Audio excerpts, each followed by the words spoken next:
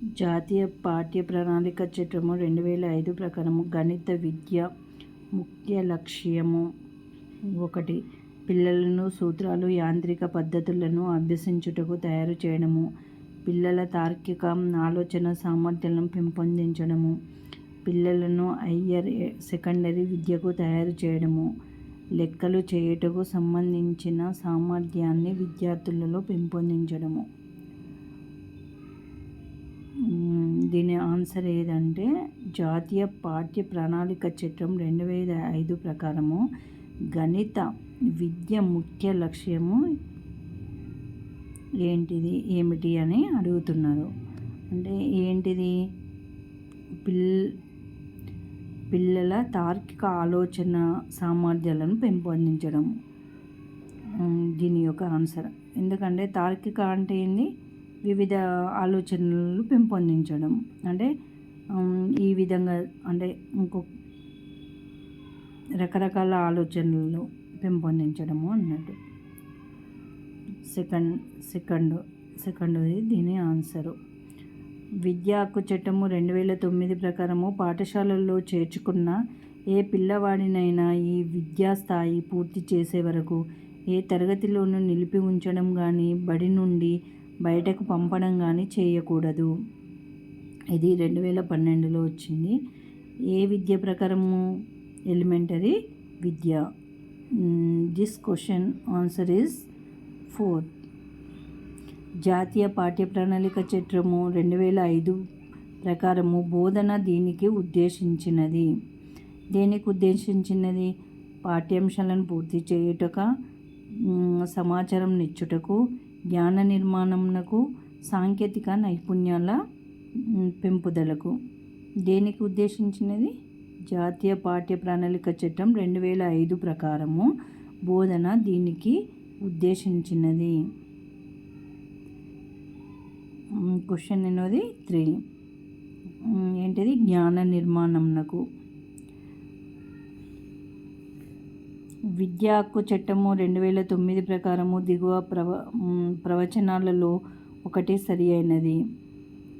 బదిలీ ధృవపత్రము లేనిచో ప్రవేశము తిరస్కరించవచ్చు. నిర్ణీత వ్యవధి దాటిన తర్వాత ప్రవేశము ఇవ్వకూడదు. వయసుకు తగిన తరగతిలో నేరుగా ప్రవేశం ఇవ్వకూడదు. బదిలీ ధృవపత్రము లేదని ప్రవేశము తిరస్కరించకూడదు. ఏంటిది ఆన్సరు? ఎన్నోది? Fourth answer is 4. అంటే బదిలీ ధృవపత్రం లేదని ప్రవేశము తిరస్కరించకూడదు.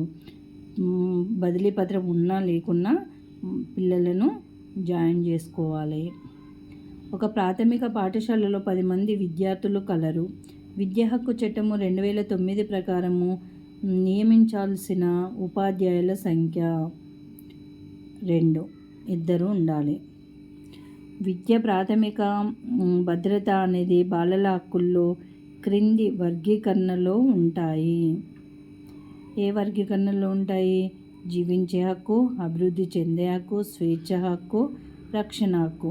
విద్య సామాజిక భద్రత అనేది బాలల హక్కులలో క్రింది వర్గీకరణలో ఉంటాయి. Question is 6th. ఎందులో ఉంటాయి? అభివృద్ధి చెందే హక్కులో ఉంటాయి. జాతీయ పాఠ్య ప్రణాళిక చట్టము 2005 ప్రకారము పాఠ్య ప్రణాళిక అభివృద్ధికై నిర్దేశించిన సూత్రాలలో లేనిది ఏంటి?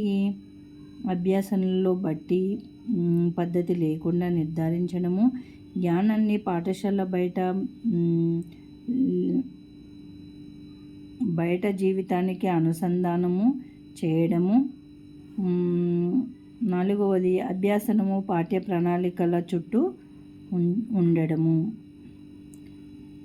ఆప్షన్ ఏంటిది? జాతీయ పాఠ్య ప్రణాళిక చట్టము 2005 ప్రకారము పాఠ్య ప్రణాళిక అభివృద్ధికై నిర్దేశించిన సూత్రాలలో లేనిది అడుగుతుండవు. ఉన్నది కాదు, లేనిది ఏంటిది మరి? 4. ఏంటిది 4? అభ్యాసనము పాఠ్య పుస్తకాల చుట్టూ ఉండడము. ఓకేనా?